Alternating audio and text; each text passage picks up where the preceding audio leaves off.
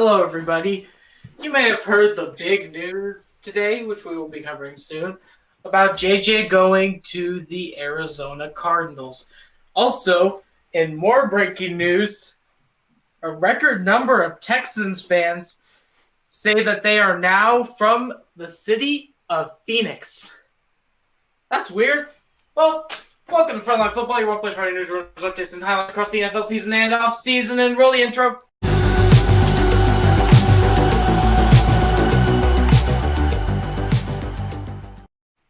Well, welcome to Frontline Football. We're going to start off with something interesting here, and I'm going to actually show you something that is the resemblance of pain. Dang, my setup just got ruined. Look at it. It's so beautiful, isn't it? It's alive footage of pain. Look. All right. Well, after I just got hated by every single Texans fan in the world, let's get to the news. J.J. Watt, very interesting player, right? Well, I wonder where he signed to. Probably a good team, probably like a Super Bowl winning team. Yeah, it's my team, Arizona. Yay. All right. Now, he signed a 2-year deal, $31 million. That's a lot of money, but it didn't even hit us that hard in cap. All right, I'm going to hand this one off to Josh because he had him on his team last. Well, I feel like this could be a good move, but it all depends on if JJ stays healthy. Now, if he decides to make his new home in the Phoenix hospital, this won't be a really good move and seen as a failure by the Cardinals. But if he can make his 2015 self come back, this could be a good move for the Cardinals. So this could go either way right now. We got to see what happens on the field. If JJ becomes the glass cannon like he usually is, or if he becomes the star in 2015 like he used to be. So I will hand this off to Zach, the person who has just acquired JJ. I love this because now we don't have to deal with edge. Now the only thing left is secondary on the defense. Now if JJ plays like at all decent and he's not injured, we have Chandler Jones, Hassan Reddick if we re-sign him, and JJ Watt all on the same team on that D-line. And Chandler Jones had a 20-sack season, not this season, but last season. Hassan Reddick had 10.5 sacks, and JJ Watt has had monster seasons before. Now, all those guys should get double-teamed, but if they all get double-teamed, then there's going to be one guy that gets open. So I like this. Now we just have to work on secondary, and I think that the Cardinals, there's nowhere but up now, except Cliff Kingsbury is still a problem, but we'll deal with that later. Maybe we can get like Lincoln Riley. Jack? I really like this signing. I get that it was a little costly, but I think it will be worth it. JJ can be D-line, then Hassan and Chandler Jones on the left and right. You can't get them all. One of them's going to get to you eventually. So I think this is not only going to help the Cardinals pass rush, but it will also give the secondary, they'll have to cover for one last second with JJ destroying them with Chandler Jones on the left, Hassan on the right, JJ up the middle. And I think this will just be good. It will bolster a Cardinals defensive unit, specifically in the front, so they'll just be able to feed on offensive lines. All right. That was a good take, Jack. Let's go on to Russell Wilson. So the trade rumors for Russell Wilson are now heating up. I mean, I would be pissed too if I'm dealing with J.J. Watt, Chandler Jones, Aaron Donald, and all those guys, and even Nick Bosa might have a bounce back season. We don't know. But I would not be too happy either because I don't have an offensive line. And I'm going to hand this one off to Jack, see what his thoughts are on this.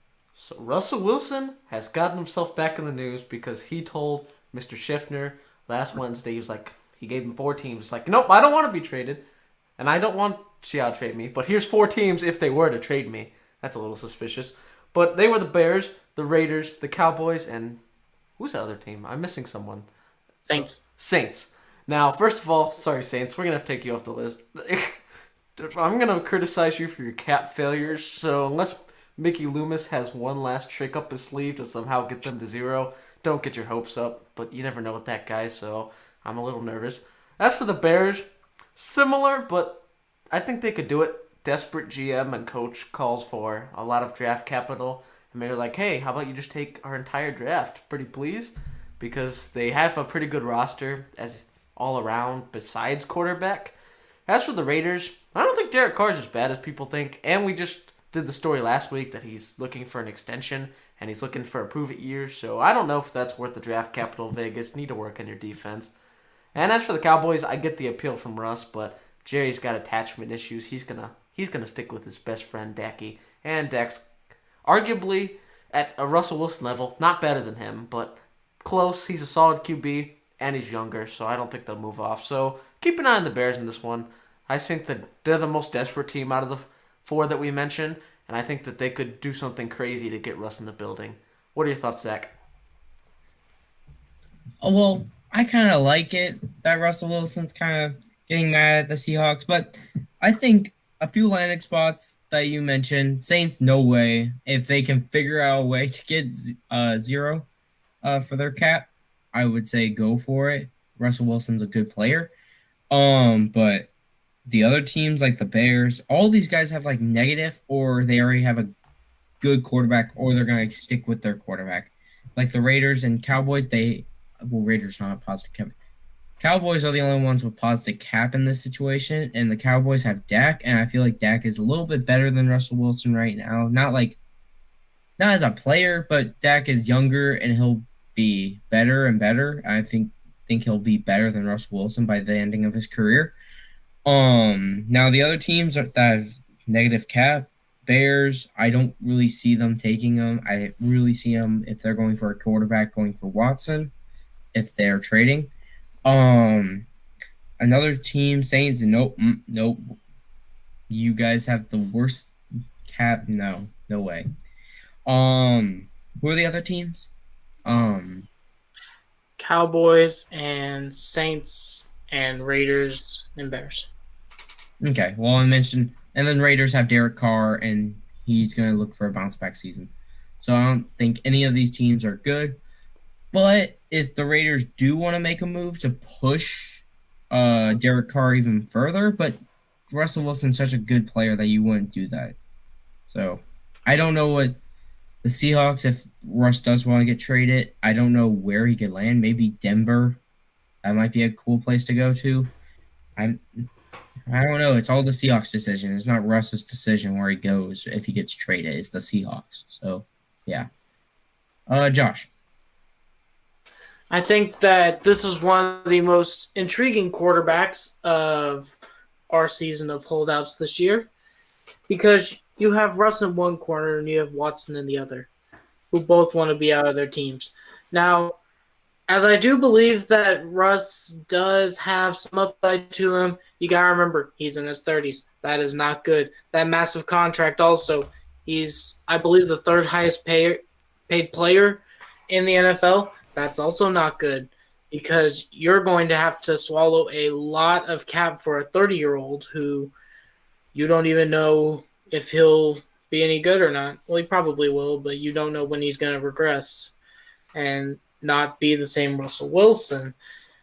And with the Bears, I've already heard some rumors here and there from some sources that the Bears are trying to give the Texans a Herschel Walker level deal for Watson. So he's probably not going to Chicago. Saints, you guys have a cap problem. Negative $69 million, if I'm not mistaken. You have, so you're not getting him. Cowboys, Jerry Jones is not going to try to sign somebody who is not from the Dallas Cowboys roster. Unless Jerry says yes, he's not coming to Dallas. And then finally, Las Vegas. He's probably not going to either, because Derek Carr is going to try to have his bounce back year. He's going to try to get a new contract, and it wouldn't really be a good idea to sign somebody who is older than Derek, who may not have that many years left in the league. All right. We're going to go on to our next story, and it's about another QB, and I'm going to let Josh take this one. Quarterback Alex Smith is due to part ways with the Washington football team. Now, I've got no news that it has happened yet, but it has most likely already happened. So I will hand this off to Jack because his team is the closest to Washington. All right. So Alex Smith was cut from the Washington football team. This was a cap casualty. I'm pretty sure his contract was from whenever they traded him from Kansas City to Washington, which was a lot. And they signed Heineke, and maybe they make a push for Darnold. We don't know yet. But I don't think they had any interest in keeping Smith. I think that a couple teams should consider it not as like a starter, but as like a solid backup / mentor to a young QB. I've heard the Niners, I've heard the Bears, but I think they're going to do, like Josh said, they're going to try to go after Watson with some insane offer. But I think Smith could be good if you have like a rookie quarterback or even a struggling quarterback like Sam Darnold. If Sam Darnold went to San Francisco, they got rid of Jimmy G. Alex Smith became his mentor. That could be something intriguing to help quarterbacks develop. But he's not a starter. But he could still be a serviceable backup. He did get Washington a couple solid wins this season. What are your thoughts, Zach? Well, Alex Smith did train up Colin Kaepernick and Patrick Mahomes. Colin Kaepernick's not a really good example of it, but Patrick Mahomes is a great example of him mentoring him. He's a great mentor. I think one of the rookies,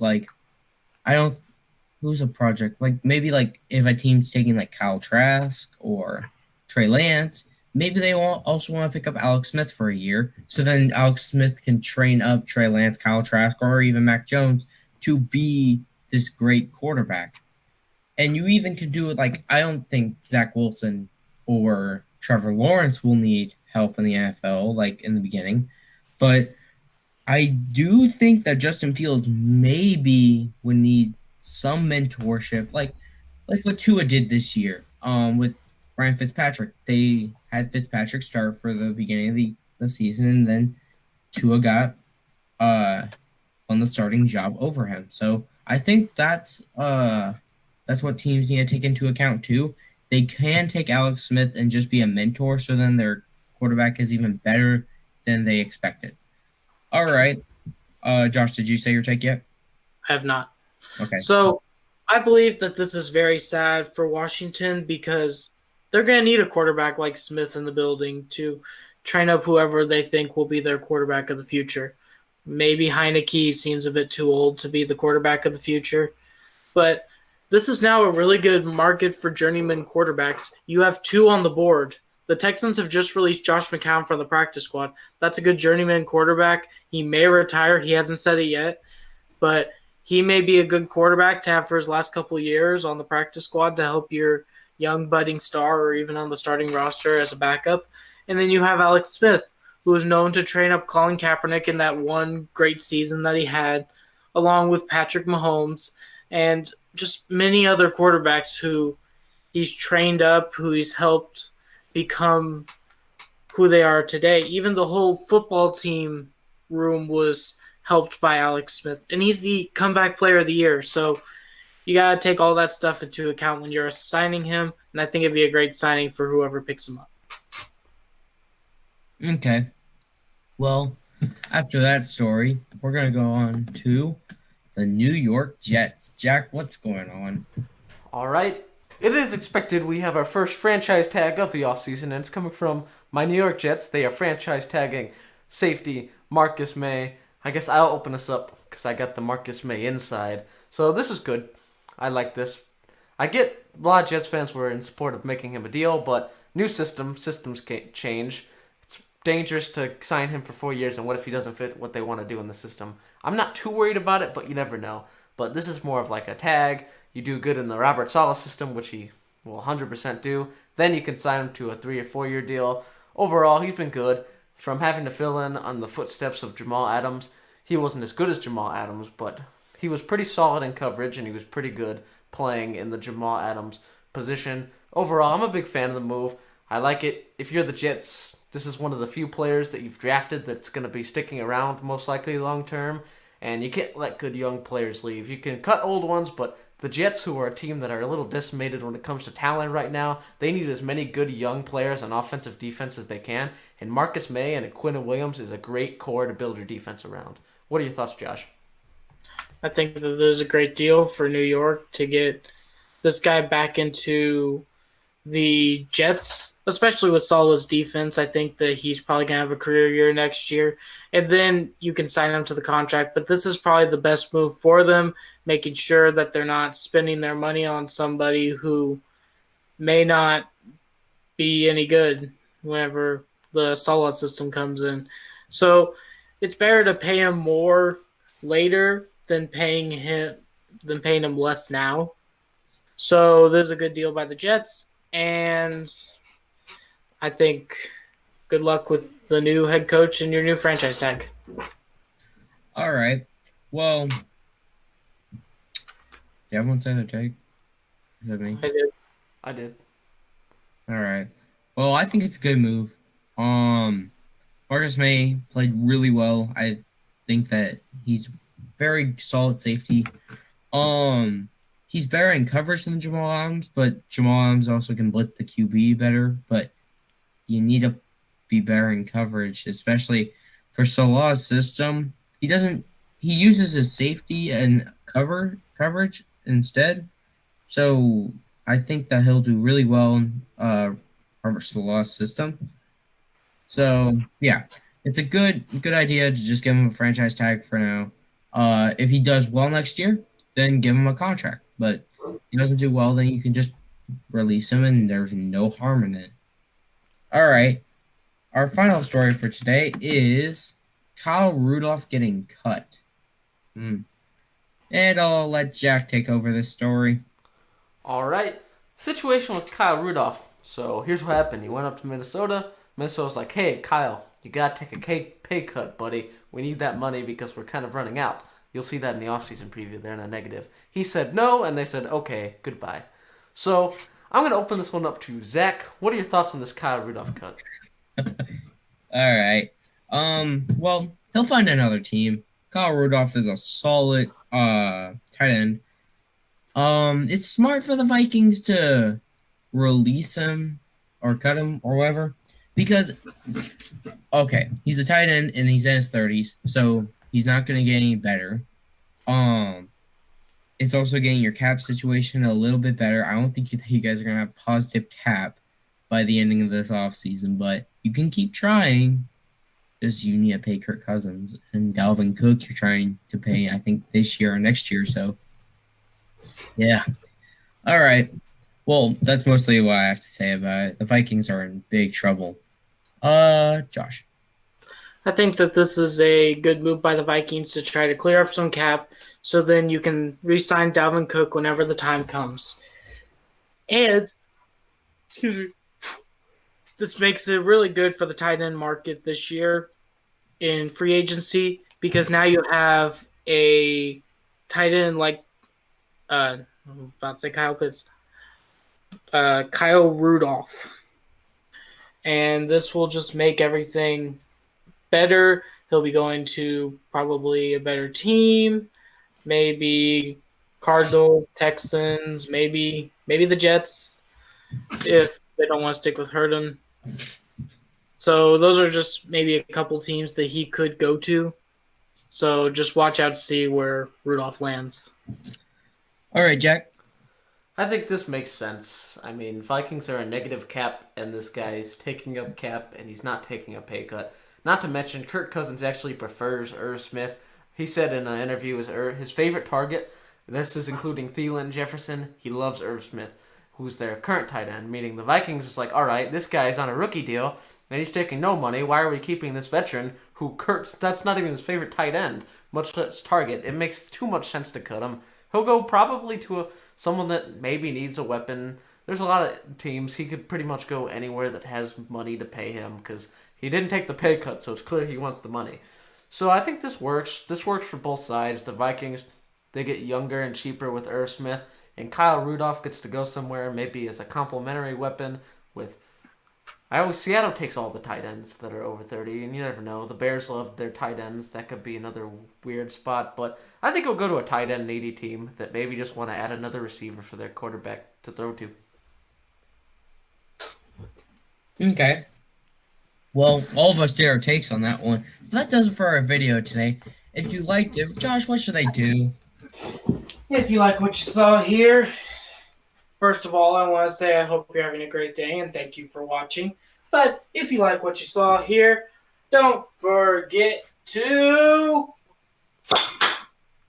hit that like button, punch that subscribe button, and turn on that notification bell to join the Frontline Football fan base. Frontline Football fan base is a great fan base that is up to date on all the news because they watch Frontline Football every single week on Wednesdays, along with our previews and off-season everything. And just like I've been saying every single time, don't go anywhere because we still have plenty of stuff in the off-season. We're coming up with new ideas every single day to try to get to you, the viewer. So then you have off-season stuff from us every single week, up to maybe 3 uploads in a week. So just keep tuning in, keep showing it off, keep viewing it, keep subscribing it, keep liking it, keep sharing it to your friends, and we will keep doing what we're doing here. And I just have one final thing to say. Jack, hit the plugs.